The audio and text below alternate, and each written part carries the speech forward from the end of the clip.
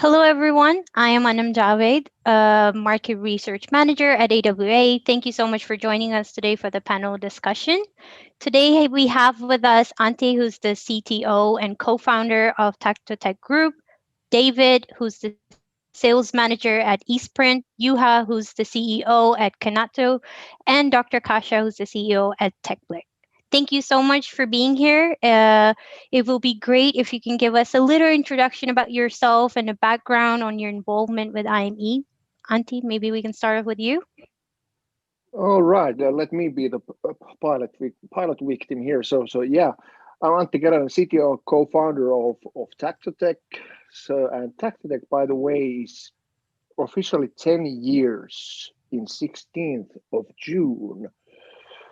So getting ready for a party. So Tech is injection molded structural electronics manufacturing technology company.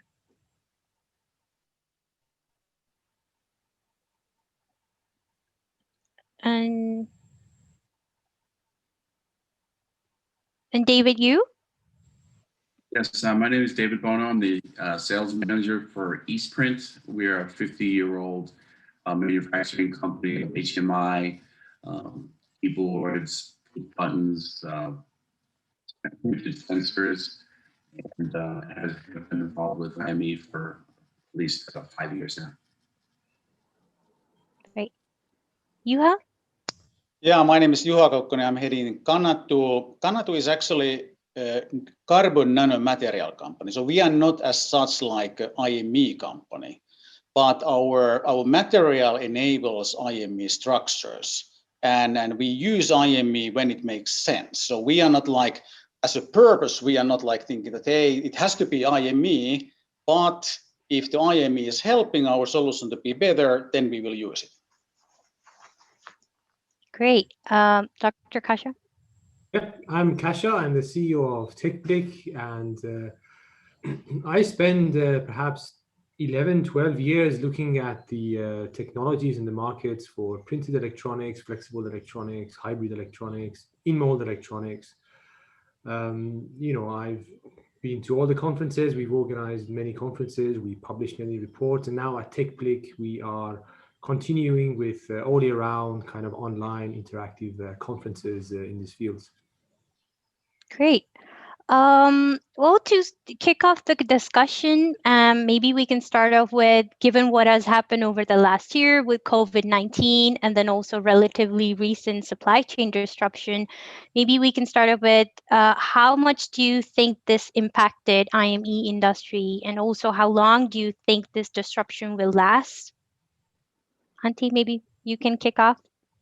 Oh yes, it definitely hit this kind of new technology for sure, and especially I can tell about in the point of view of Tech. The automotive industry has been our main customer, not only customer but the main customer. And you know that automotive industry was shut down, yeah. So it impacted us. It was basically roughly 8 to 12 months delay. But then again, what happened lately during the springtime now, when the automotive is back, of course they started first the delivering their cars, not like R&D or new kind of development activities, but they started already. So we are busier than ever. So it means that we got back. So it looks like things are more or less back. There's still signals that companies are not necessarily investing as much for R&D and new kind of technologies yet, but in our activities, the situation is pretty good. It was a hard year, but now it feels really good because we survived. And maybe full gear. Great. Yeah, maybe I can build on the Antti's comments, because we are mostly operating also in the automotive industry. So exactly like Antti mentioned, I think the last year was very difficult. Typically in automotive industry, you sell over 90 million cars. Last year, it was like 70 million. So top line was reduced really, really significantly. And those companies made really significant prioritization decisions. So basically, out of EV cars, so electric vehicles, no new technology innovation projects were running. unless you had a real car model in your mind. So that you had that, hey, I want to have this technology in this car model. Those went forward, but there was a real prioritization, and what we saw was a significant drop when it comes to all kind of technology projects together with the automotive industry.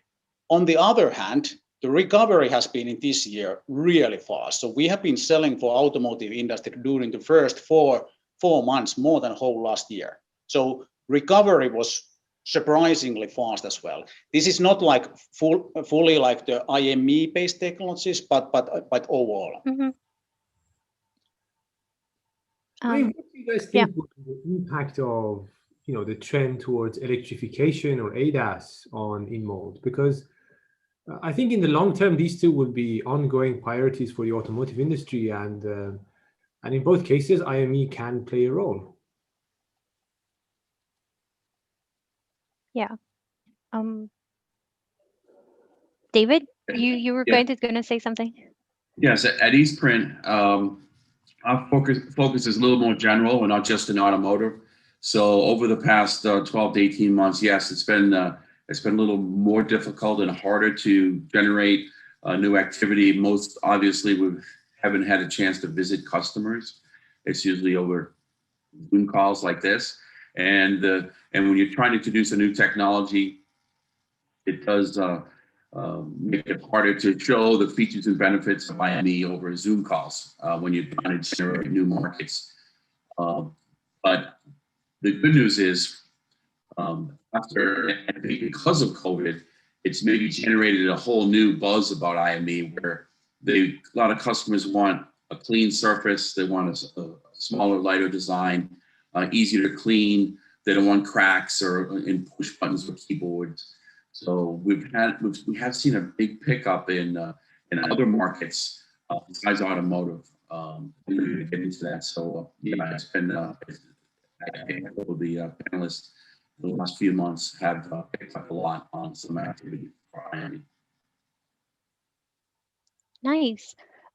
Since you said there would be interest in other segments, could you maybe say which ones? Because I know one which we were previously, I think, also discussing, that medical is one segment where people are expecting a lot of opportunities to come with. But are you seeing that already, or yes, medical. What other segments you're seeing opportunities from, David? Yes, medical is definitely an area that we picked up. Also, I would say exercise equipment, and it's related to medical. If you actually use the exercise equipment, maybe you won't need as much medical. But a lot of keyboards on some of the treadmills and bikes considering using IME, and also aerospace. We're seeing a lot of pickup in interest in aerospace for touching surfaces, lighting, and buttons on the seats. That also could be a good new market for us. Okay. What about you guys, Antti, Juha, in Kasha, or what other segments are you seeing opportunities coming up? Or have you seen any particular segments where COVID-19 has sort of accelerated the development or something like that? If I start here, yeah, sure. The appliance market didn't disappear, and they are back also. And the 3D user interfaces are coming there, and there's much more demand for that in comparison to, for example, 3 years ago, when flat was enough and price was everything. But now some of the brands really are looking to new solutions, and that looks pretty nice. And then medical is obviously interesting. There's some openings there. Nothing super active so far. And aerospace, and it's pretty similar stuff as in the car interiors, and same argument. It's very obvious in aerospace that if you can reduce the weight of the system, reduce the volume of the devices and so on, it's even more obvious in aerospace. But different development cycles, different amounts of need, in that sense very different market, but it is there. But there's even something else out of box, different industrial sensing systems. There might be huge benefits for completely different in-mold electronics there. When you have a sensor system, you could include internal control systems and that kind of thing. So those are very, very interesting. So I would say non-visual things which you don't actually use. And if I take opportunity to kind of answer to Kasia already, Kasia's question was more or less dropped that electric vehicles and ADAS systems. We don't see much specific on those, and it's quite natural, especially EVs. Biggest change happens in powertrain, and thin light 3D. It doesn't actually fit there much because powertrain and battery packs, they weigh a lot anyhow, so shaving 70 grams or something doesn't mean much. So we don't have, that's probably the reason we don't see specific things for EVs, even though kind of we are in the wave of electrification of everything, so all the services as such, it's not only EVs but all the vehicles. So, and ADAS then more sensing, that's obvious. And then it affects directly and indirectly. There is a call for embedding this kind of sensing systems into structures for sure. There's difficulties for that. It doesn't make sense to for example, in-mold camera modules the size of a thumb or something like that. And it doesn't make sense in molding a big radar or whatsoever. But covering those systems, Juha knows it very well also. They excel in that, making transparent heating elements, for example, for cameras. And then radar transparent, lidar transparent heating system. That's a good example for that. Antennas integrated and all that. Then we come to the area of ADAS and overall sensing systems. Everything is full of sensors in cars nowadays, and it will increase for sure. And we can even speed up that when that kind of systems will be integrated in the structures. Yeah, I can continue from this on. So this ADAS system is actually for us right now most attractive one. Mm-hmm. And the reason is that this autonomous driving is really going on, and they are going like from this level 2 to level 3. You have still to level 4 and level 5 to go. But that this level 3 already allows that in certain situations your car is driving itself. And it requires that your sensors have to be significantly more sensitive what they are today. And they have to be capable of driving in various weather conditions. So not only in perfect weather in San Diego, but also when it is snowing, or when you are in high humidity conditions like in Singapore, or if you have a fog or frost there. So in that case, what is now happening there is that you need to have some kind of heating element and cleaning element in front of those sensors.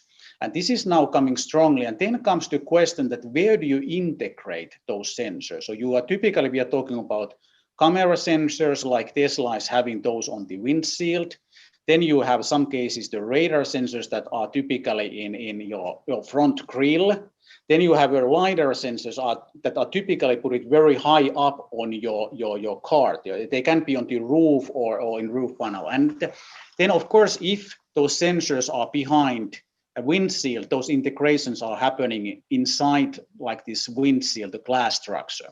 But in case they are somewhere else, typically the polycarbonate is actually very commonly discussed structure for those elements. And now we have actually a very significant number of the projects going on where we are integrating our transparent heater inside this in-molded structure.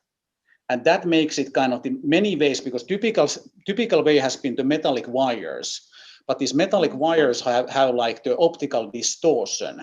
So they are reflecting light. And so therefore, these very sensitive cameras and LiDARs won't anymore work perfectly when you need to understand what object is like 200 meters in front of you, or if there is a weather drops or different type of lighting conditions there. So I do see that when it comes to automotive industry, the biggest opportunity, what we see right now, is among these ADAS sensors and the covers what are in front of those. Yeah, very nice. I mean, I've seen actually some of your. Great. Kasia, do you have anything? No, I've seen some of your prototypes. They look really good actually for the integrated defrosters. What about other kinds of heatings in vehicle? I mean, is there potential for using in-mold in those? And I've got one question for, I think maybe David and Antti. Sorry, I'm asking questions, Anu, but No worries. it came to my mind. I mean, because everyone talks about the aerospace, and I wonder maybe it is like a HMI for the business class seat or something. But I mean, can you pass the requirements in terms of heat tolerance and flame, surviving a flame test, and so on? So I asked two questions. Sorry about that. I can answer some of them. Yes, we can use the flame spec P6 for aerospace, no problem. And we do have some applications that are customers who are coming to us on the overhead lights and the seat buttons, starting with business class and then moving back, and then also from private, some other aero companies.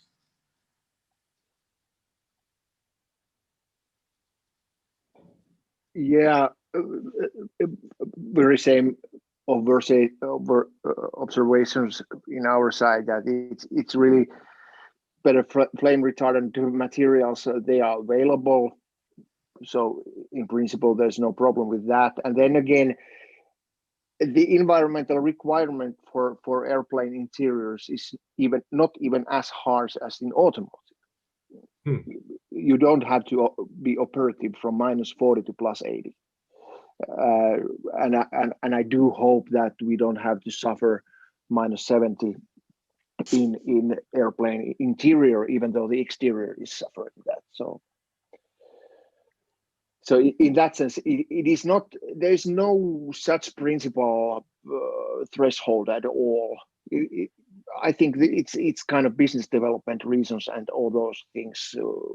We are not too active and as far in airspace as in automotive. And I would add that it's not about the user interface in business class, but any. You don't necessarily have to have the flashiest thing, but when you are shaving that screen system or whatsoever, the huge bulk of that stuff, I think that's a point to hit. Great. Oh, sorry, David, you're on mute.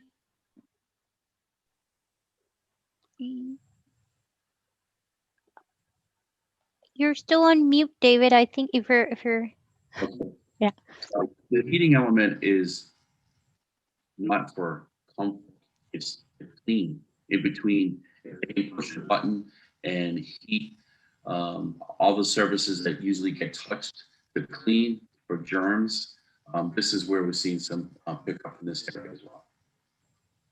Maybe I can continue this automotive and cockpit heating. So what do we do see kind of as a roadmap happening there? So one big problem with the automotive cockpits is that 85% of the time people are driving alone. There's no passengers, but you actually heat or cool the whole cockpit, and you are losing a lot of battery, especially now in EV cars, where in combustion engines, the engine is typically creating heat automatically. And it's no problem. When it comes to batteries now, it's a problem because you need to generate this warm and then blow it up, and it takes a lot of energy there. So what we do see happening there is that more and more automotive companies are thinking of heating surfaces. Your seat is heated, the elements that you are touching, maybe your side door is heated, and you are not targeting to heat whole cockpit. And that will enable that there will be heating elements, and especially when there is a kind of transparent heating elements. For example, we have had certain interesting projects there. Will IME technology provide benefits there?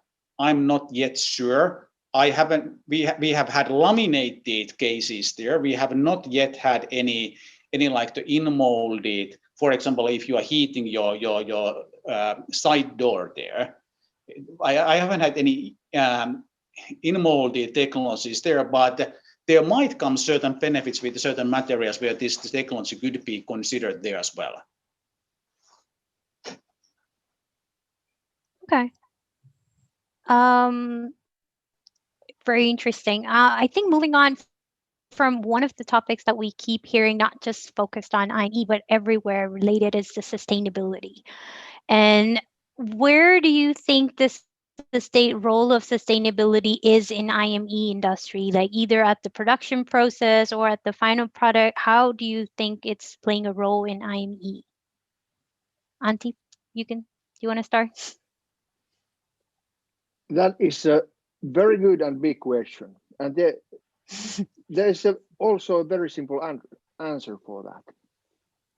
What in-mold electronics in general takes, it shaves off a lot of materials. More than half of the plastic, more than half of the PCB, which is making a PCB using that, it's actually a burden for environment. So reducing that amount also, and all that. Simply when you shave the weight of a system from a kilo to 170 grams, then you see the benefit. That's it. But we have had a real how do you call that, life cycle assessments with independent parties for that, and especially what we often show is an example and comparison between the traditional overhead control panel of a car compared to IMSE corresponding system. At the end, the carbon footprint save is 35 to 50%. So that is a big one. Yet there's big questions. You put the electrons inside plastic. So if you want to recover the rare earth metals and that kind of stuff, the components, overall electronics, you have to develop some technologies. There is technologies, but they are not in massive use yet. We know that the circulating certain materials which are still required, it's not easy. It's not easy to recycle polycarbonate. It's much easier to recycle, for example, PET. But let's go back to that. Sustainability is important. It's developing. There's pros and cons in mold electronics. But in mold electronics also, it's not usually used for the things where the plastics, the waste is really produced. It's the damn bottles and wraps. That's the thing. Very often the discussion is misleading in the sense that if you make a car part, it's supposed to work there 10 or 20 years. It's not a plastic bag. Yet I'm not saying that we shouldn't care. We damn should care, and we should follow the development and get the recycled materials, biomaterials used. We are working on those fronts and following the separation processes development in a front line of science, but it's not quite there yet. Even though, well, recycling of PC is not yet there, and that's a big one in for example, automotive. Yeah, no, I think that's a valid question, but I think when we talk about this, like you said, segregation, some people just say that's a comment on the consumer durable side, because, for example, if a whole panel of IME gets distorted or not functional because of one slight error at a part, but then the whole panel needs to be replaced instead. So I think that's also from the consumer durable side, the question of a sustainability comes in for IME, I think. I would love to answer that, because that is so true. That is so true. But hey, let's look at the facts. Nobody repairs anything. You repair a thing which is very, very expensive. You repair a car. Mhm. But take your overhead control panel, take your car radio. Once it's broken, you toss the whole subsystem. And that's reality what happens. That's a pity. That's an economical reality there, what happens there.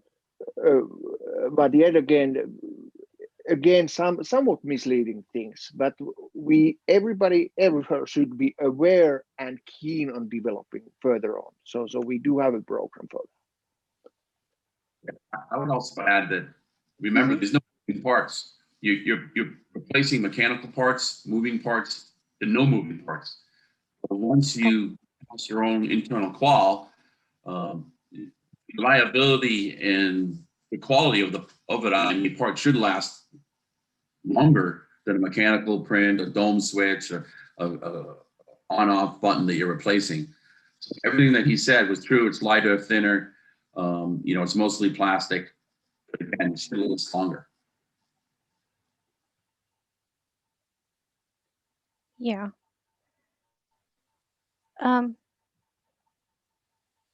Juha, do you have anything to add, or? Not really. I think that this is the challenge, and I think that the key thing here is to make it. Or there are two things what are very important. First is to get high yield. This is very important development item for the whole IME technology, that because you are adding a lot of value that you cannot really prepare. So during the manufacturing phase, you should get very, very high yield, and that's maybe the industry challenge. And if you can receive the high yield, then you are of course reducing waste. So that's kind of one element there. Second element is that the key promise of the IME technology is durability. So how can you make those so durable that they don't break? So you don't have the vibration what you have typically in your electronics there. You don't get the humidity there necessary that you get where they are in open air. So that the structure what is created is so durable that you don't need to actually replace them. And therefore, you are reducing waste and saving kind of the CO2 there. So I do believe that the key promises are that they get the processes so high yield that you don't make waste, and secondly, you keep your robustness promise and high reliability promise that there's no need to do reliability. But of course, these are the big challenges for the whole industry. Exactly. No, true. Maybe we can move on from this to the fact that, of course, I mean, we have already discussed not briefly, but still a bit about the COVID-19 and the supply chain disruption. What, at least the challenges we can forecast, what are the challenges that you see for future that you think can possibly hinder IME growth? Kasia, do you want to take this? I mean, I think for me, one question is, what does it take to make the industry or to make this a platform technology? When you think about the PCB industry, it's very easy, more or less, for the customer to design something and to go through the whole process, have it manufactured in whatever volume they want, in whatever complexity. And I think for me, the question is, how do we get to that stage, maybe in 5 years or 10 years or 15 years time, where it is really easy for a designer or an R&D engineer in a company to design an in-mold electronic part, design the 3D shape, know all the design guidelines very well, fairly complex part. And then there's a good ecosystem to manufacture it. I think the ecosystem is coming together. There is more automation. There is a lot more learning in the industry. People know how to process these things. It's not easy. It may look easy on paper, but I think there's a lot of learning to be had. But I think, the question is, how do we get there? And, we are making a lot of progress, but I think at some stage there needs to be engagement from some bigger contract manufacturers and so on, and who are engaged to some extent, but maybe more, and it's just a more kind of a design to product, an easier design to production process flow. I think we are making progress, but when you look at the circuits which are designed, they're fairly simple. They're often the simplest things you can imagine, but it doesn't have to be that way. So I think, for me, I think people like Antti and David and Juha know this better than me. But how do we get there? When how can we make this happen? Yeah. Juha, do you want to add on? I used to work as a Nokia product lead and Microsoft Lumia product lead, and so I'm always thinking this from the consumer side, and I'm thinking that there has to be value. I discussed with one of the key automotive tier 1 guys, and we had a project there, and he said, I won't use this technology unless it is absolutely needed. And I started to think about that, because I'm a professional for lamination technology and blah blah blah, and this is the new thing for me. Yeah, I would like to invest in this one, but I won't use this before it is absolutely needed. And I think that this is now something what I tried to kind of to make also my presentation perspective when I introduced this Origo steering wheel, what we have done together with Taktotech and many other guys, is that there has to be value. There has to be very clear value from the customer or industry or ecosystem perspective to invest in this one. And if you can find this clear value and you can justify that this process is credible and durable and low yield, that's the key to me. And I think that it requires maybe some baby steps and breakthroughs in certain area where this is demonstrated in a bigger scale, and then it is accepted as a technology, and then you can build on. Great. Antti, do you want to? Yeah. Very good question and good answer from Juha. And on my perspective, that is what we are doing. We are doing disruption. So the part of the fun is actually making that work, because what we see now, there is this mechanics guy, that's the structure guy, there's electronics guy. They don't work together.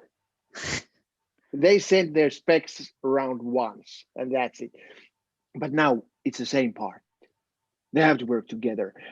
And that is a threshold we have to climb over. And it takes time in the sense that, for example, in our case, we are ready to help the customers to overcome these things.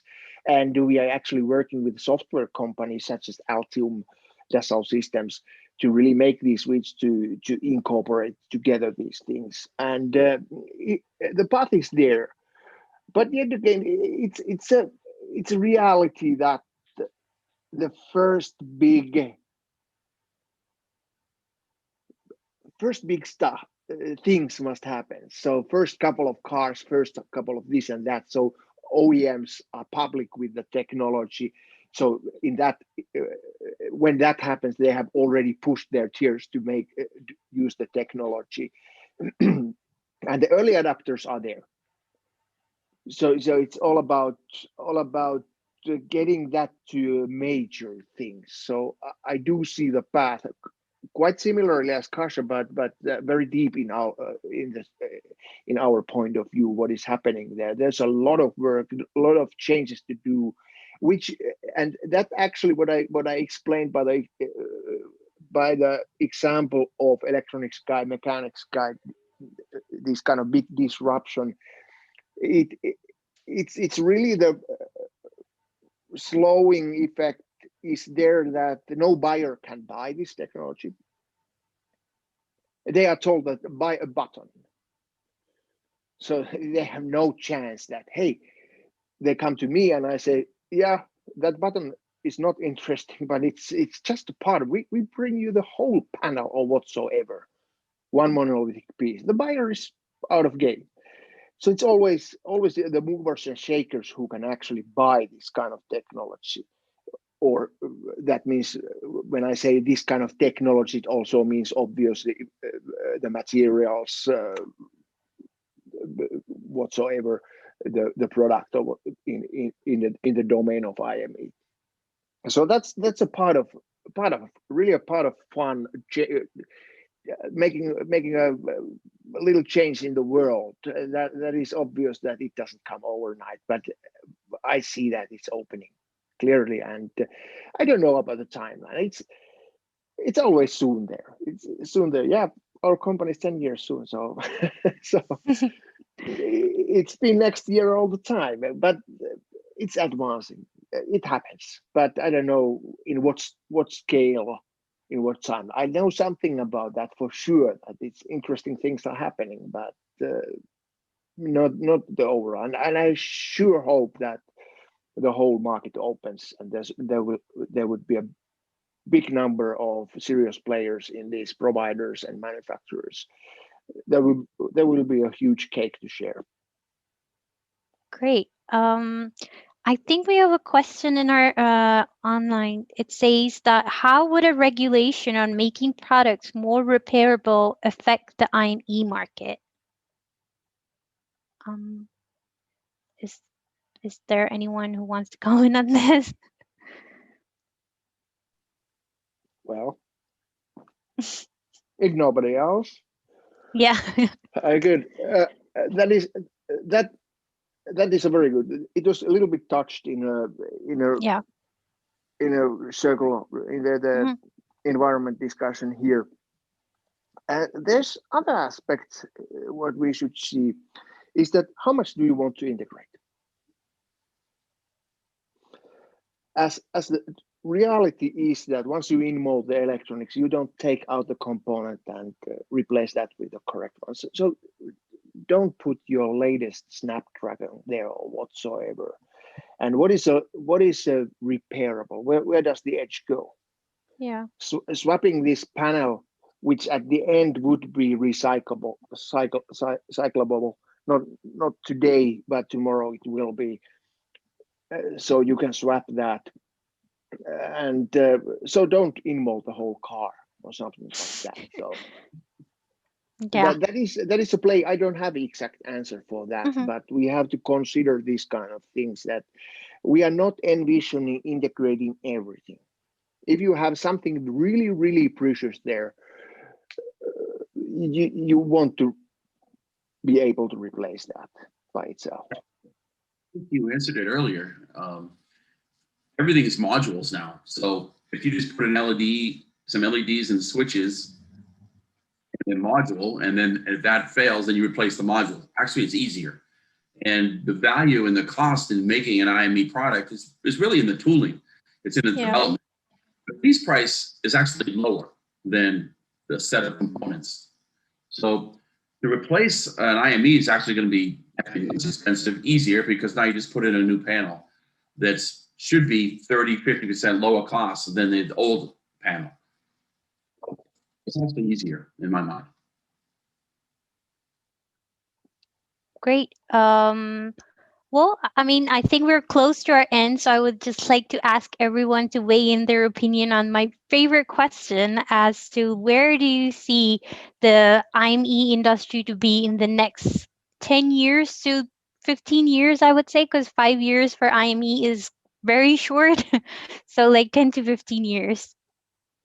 Auntie, maybe you can start and we can go on from there. I'll do it very, very brief. Mainstream in 10 years. Great. David? I say that go to HMI, germ-free, easy to clean, volume applications. It'll be a go-to HMI design, like membrane switches in testing. Great. Juha?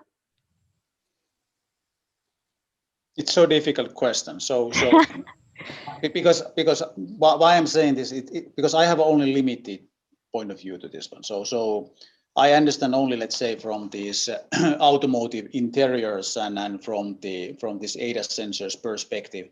I do believe that this will be widely used in automotive sensors, the heaters in front of the cars. How widely it will be used interiors? That's the question of the whole HMI user experience. So it looks like that the major players like Tesla, Daimler's new EV vehicles, they are going to this multi-modality where you have a touch screen as well as you have a voice, as well as you have some gestures and so on. Will there be significant room for additional IME elements in that one, especially when it comes to user experience? Honestly, I'm not completely sure when I'm looking now like 10, 15 years ahead where we are today. So might be that actually in this user experience in the automotive, in long term, there won't be need for this one because this multimodality and all the elements what are there will actually replace the need. I think that for this automotive interior, the momentum is right now there. If we could have been already ready to replace those mechanical buttons with with digital touch sensors that are IMEs, the time is now. But I'm not sure whether this technology was ready for that one, and that's a kind of the like that in this ADAS side. I'm quite confident. In interior side, I'm not super confident. Interesting. Kasha? Juha, I am. Antti, I know, you have to be. That's a good question. I mean, I hear a few success stories, after the baby steps and one or few big steps. I hope that in 10, 15 years time, the technology has reached a point where just like PCB industry, the engineers can design products with it and have it easily manufactured from low volume to fairly high volume. It is no longer such a specialized industry where the suppliers have to always think where the value might lie and really push it to the end users, and there is enough ecosystem that the end users know what to do with it. And the end users may not just be the automotive industry, of course, now because for many reasons it's the big target market, but yeah, I hope it moves out of this phase and becomes a kind of a platform that engineers know what to do with it. And they find the applications, and then I think it's on a sustainable path. But Great. Well, I think we're almost at our end. So I would like to thank everyone for joining us, for being here, for being part of our event. It's always nice to meet people from the industry and talk to them about all this and getting information firsthand, because it's always nice and refreshing to have perspective face to face. I mean, virtually, but still nice. So yeah, Francesco. So thank you all again. I would like to take this opportunity to thank all the sponsors who have participated and made possible the start of this project. They've been 3 intense days, so I would like as well to thank all the speakers who provided us great content and all the over 400 participants who connected from all over the world. So AWA Virtual, IMECON, IMDCON, IMECON is the first part of our brand new AWA Virtual in Technology Industry platform. So we will have additional content throughout the year, and I invite you all to stay tuned. Meanwhile, it's possible again to see again presentations, to connect with the speakers, to visit sponsors booths, and we have surprises for you. So thank you again for participating. And now I will leave you with a message from our CEO, Corey Reardon. Thank you again. Thank you. Okay. Bye. Bye.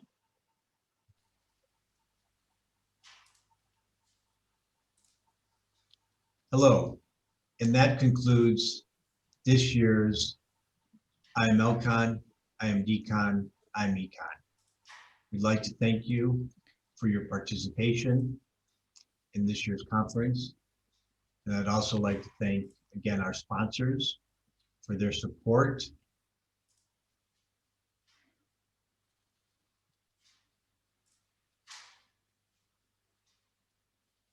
and their contribution to this year's IMECON, IMECON, IMECON. I'd like to thank Actica, Heidelberg, Sigwork, ICP Industrial, Berhalter, CCL, Eastprint, and Global Inkjet Systems. I'd also like to thank the AWA team, both in our conference group and our market research group, for hosting and organizing this event this week. This event was part of our new AWA in-mold technology platform, of which you participated in the first event of many throughout the next 12 months. Please spend some time to continue to navigate through the platform, and we look forward to hearing from you and seeing you on this platform over the coming months. Again, thank you for your participation and success. Goodbye.